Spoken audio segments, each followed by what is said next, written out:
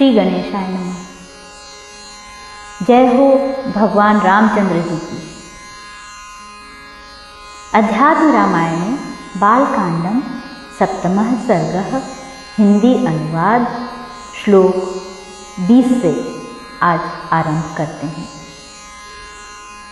त्रुटियां ना हो या कम से कम हो इसका प्रयास रहेगा, किंतु यदि फिर भी हमसे त्रुटियां हो जाती हैं इसे पढ़ने में तो आप सभी गुणी श्रोताओं से हम क्षमा मांगते हैं।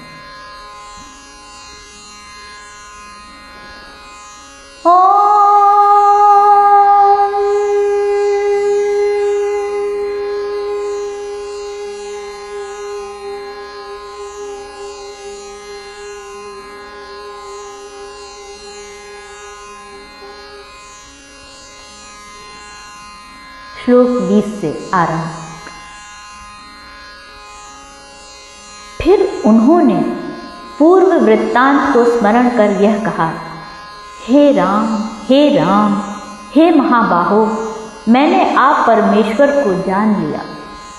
आप साक्षात संसार की उत्पत्ति, स्थिति और प्रलय के कारण पुराण पुरुष भगवान विष्णु हैं। मैं बाल्यावस्था में तप के द्वारा विष्णु भगवान की आराधना करने के लिए अकस्मात परम पवित्र चक्र तीर्थ में पहुंचा और वहां प्रतिदिन अनन्य भाव से तपस्या करते हुए मैंने परमात्मा नारायण भगवान विष्णु को प्रसन्न किया। हे रघुश्रेष्ठ, उस समय शंख चक्र गदाधारी प्रसन्न वदन देवेश्वर विष्णु ने मुझसे प्रसन्न होकर कहा। श्री भगवान बोले, हे ब्रह्मन, तपस्या छोड़कर खड़े हो, तुम्हारा महान तप सफल हो गया।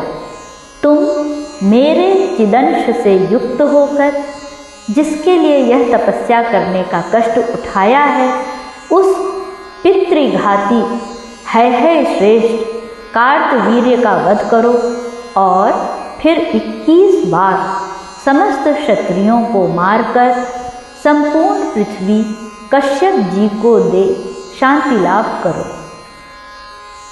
मैं अविनाशी परमात्मा त्रेता युग में दशरथ के यहाँ राम नाम से जन्म लूँगा। उस समय मेरी परम शक्ति अर्थात सीता के सहित तुम मुझे देखोगे।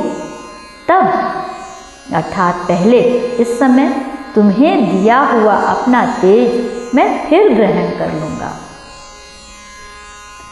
तब से तुम तपस्या करते हुए कल्पांत पर्यंत पृथ्वी में रहोगे। ऐसा कहकर भगवान विष्णु अंतर्धान हो गए और मैंने जैसा उन्होंने कहा था वैसा ही किया। हे राम, आप वही विष्णु हैं। ब्रह्मा की प्रार्थना से आपने जन्म लिया है। आपका जो तेज मुझ में स्थित था वह आज आपने फिर ले लिया। हे प्रभु, आज मेरा जन्म सफल हो गया। जो मैंने आपको पहचान लिया, क्योंकि आप तो ब्रह्मा आदि से भी अप्राप्य और प्रकृति से भी परे माने गए हैं। आपने अज्ञान जन्य जन्मादि 6 भाव विकार नहीं हैं तथा आप गमनादि से रहित निर्विकार और पूर्ण हैं। अहो, जल के फेन समूह और अग्नि के धुएं के समान आपके आश्रित और आप ही को विषय करने वाली माया नाना प्रकार के विचित्र कार्यों की रचना करती है। मनुष्य जब तक माया से आवृत रहते हैं तब तक आपको नहीं जान सकते। विद्या की विरोधिनी यह अविद्या जब तक विचार नहीं किया जाता तभी तक रहती है। अविद्याजन्य देहादि संघातों में प्रतिबिंबित हुई चित्त शक्ति ही इस जीव लोक में जीव कहलाती है। यह जीव जब तक देह, मन, प्राण और बुद्धि आदि में अभिमान करता है, तभी तक कर्तव्य, भोक्तृत्व और सुख दुखादि को भोगता है। वास्तव में आत्मा में जन्म मरणादि संसार किसी भी अवस्था में नहीं है और बुद्धि में कभी ज्ञान शक्ति नहीं है। अविवेक से इन दोनों को मिलाकर जीव संसारी हूँ ऐसा मानकर कर्म में प्रवृत्त हो जाता है।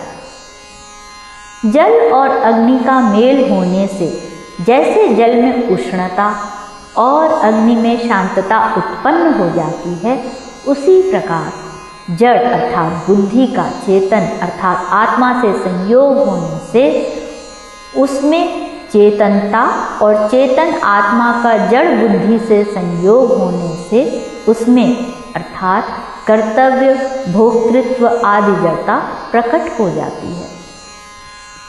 हे राम, जब तक मनुष्य आपके चरण कमलों के भक्तों का संग सुख निरंतर अनुभव नहीं करता, तब तक संसार के दुख समूह से पार नहीं होता। श्लोक 38 तक।